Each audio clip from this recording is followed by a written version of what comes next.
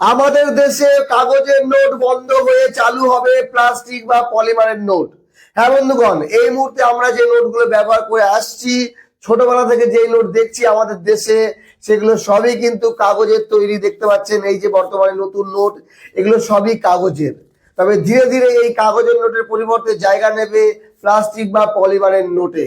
এইরকমই খবর আসছে। আর এটা হলে কি লাভ কি ক্ষতি সেটা আলোচনা করব। তবে অনেকেই মনে করছে আরো একবার ডিমনিটাইজেশন হচ্ছে, আর্থিক লকডাউন হবে, এবং এতে আমাদের কি যায় আসে? আমরা সাধারণ মানুষ, ঘরে আমাদের 2-4-5 হাজার টাকা আছে, আমাদের কোনো যায় আসে না। কিন্তু যারা এই যে 500 টাকার নোট আর 2000 টাকার নোট যারা বান্ডিল বান্ডিল সুটকেস ভরে ভরে রেখে দিয়েছেন, তারা পড়বে সমস্যায়।